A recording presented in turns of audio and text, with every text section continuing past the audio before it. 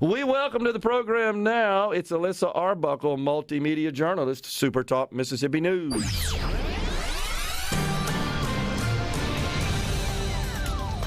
All right, Alyssa, welcome to the Element Well Studio. A whole lot going on in the state of Mississippi. The big news, of course, another special session where the legislature approved and the governor signed off on a package which will secure a $10 billion economic development project that coming from Amazon Web Services in Madison County, Mississippi, 2 sites. What do you know? Tell us about that. So the second special session, they were calling it the extraordinary special session in the House yesterday. I thought that was pretty funny. They also had a bagpipe player. Sure did. Play a couple times, too, over there in the legislature. So I saw some video of that.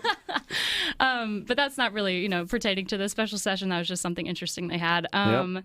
But so about the $10 billion economic development project, it is the largest one in state history now. It surpassed the last one from 2022, which was for $2.5 billion from Steel Dynamics. Yeah, up in the Golden Triangle. And then we had $1.9 billion in Marshall County last week for a joint venture that will produce batteries for commercial electric vehicles.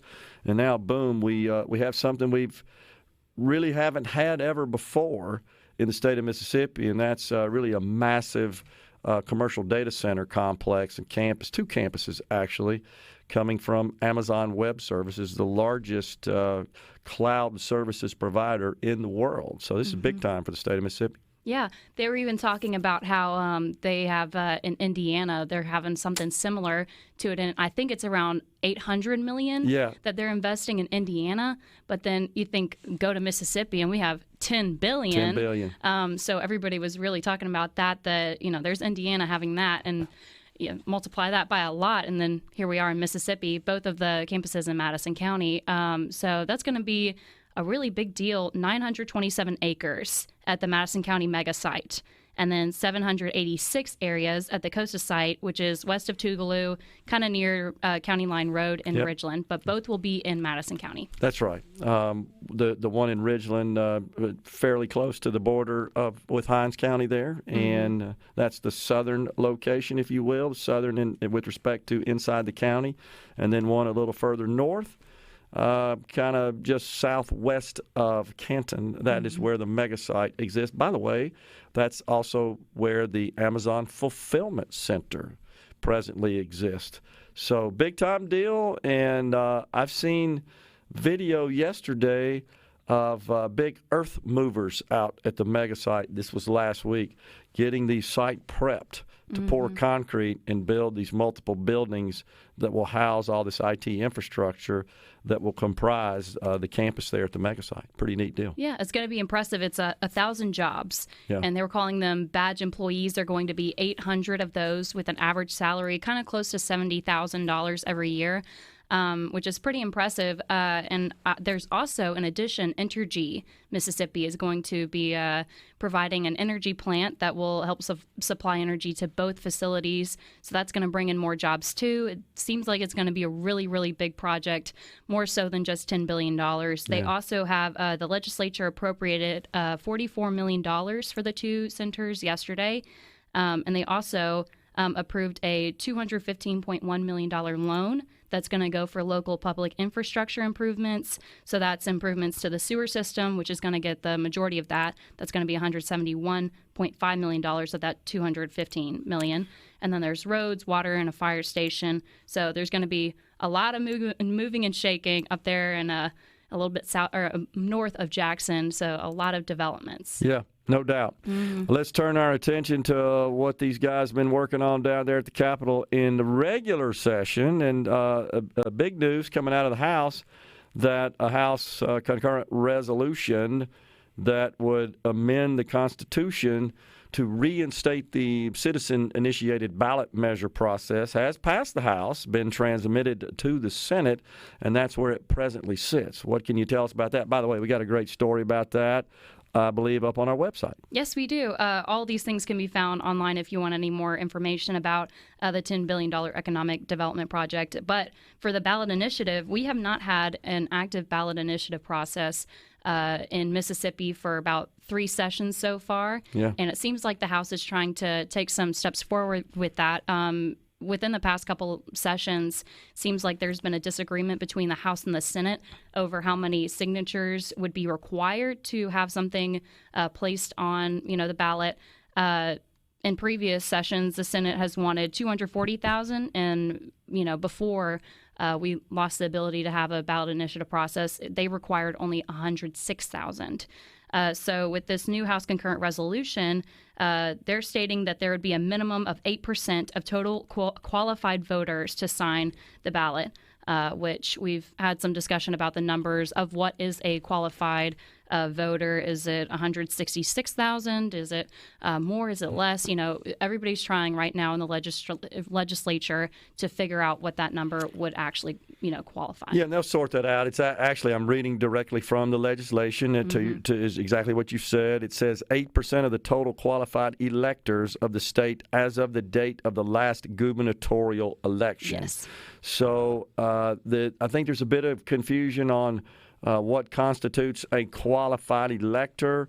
I did check in with the Secretary of State's office this morning, and so you have a category of inactive voters that are also on the rolls that, if showed up to vote, could file or sign an affidavit and cast a ballot, even though they're considered inactive for various reasons. And looked at some of the code that is used, that defines a process, I should say, that's used by the folks down at the county level to essentially deem a person and categorize a person as inactive. But best I can tell, and from the Secretary of State, they would be part of the one of the factors there in the multiplication in the math, and so that would actually push the figure up to about 162,000 is what would be required. That's certainly more than the 108,000 in the bill which passed the House 3 years ago, I guess. So in the 22 session, I believe, as I recall. So we'll see what happens in the Senate at this point. Yeah, and in the House, it really seemed like it was divided between Republicans and Democrats. The final vote was 80-39, with those 39 votes being primarily Democrats, because they've said that they believe that it's a workaround for lawmakers. They say that it does everything but restore the actual ballot initiative, because you can't, residents, they can't make any changes to the state constitution or abortion laws or PERS or even local laws, and then they have to provide how much would it actually cost the government to be able, and cost the state to be able to implement said initiative, and that's in this new House concurrent resolution, is all of those parameters. And the Republicans say that really they're just trying to get some kind of legislation to the Senate. They've had a disagreement over the signatures, so they're kind of going into 8% to kind of give it a less than exact percentage or an exact amount. So I feel like they're going to try to see if the Senate can come to some kind of agreement, hash out some amendments for that resolution, and then possibly return it back to the House so that something can get implemented. But at this time, it has a few things that residents can't propose initiatives on. Okay, so let's turn our attention to this. A new safe haven baby box has been installed at a Mississippi hospital down in Mendenhall. Yes. So this is the second safe haven baby box in the state, but it is the first at an actual hospital. So they had, on Wednesday afternoon, they had a blessing ceremony. There were some state officials there. I know Andy Gibson was there. And he covered it as well. But the first safe haven baby box ever in the state was unveiled in August of 2023. It was the 158th location in the nation. So we're getting in there, getting a safe haven baby boxes across the state. That was at the Long Beach Central Fire Station. And now we have one in Mendenhall, and there's supposed to be a third one coming to the Gluckstadt Police Station this summer. Very cool. Really quick before we go, what about Aaron and Ben Napier? constructing a building at Jones College. You're going to be named after them, right? It's going to be a big deal, and it's going to have a lot of different opportunities for students who are kind of in construction or, things like HVAC, plumbing, those kinds of specialties. I saw the episode where they were informed of such. Mm-hmm. They were getting a tour of the campus, and they were informed this building's going to be named after you. And honestly, Ben, he got emotional. He started crying about it. He's an alumni, so it's a big deal for both of them. Yeah, they both said they want their child to go to Jones College so as well. sweet. So cool, yep. All right, Alyssa, appreciate you coming in and getting us updated on the news. Thanks for having me. Coming right back in the Element Well studio, we got Speaker of the House, Jason Moore.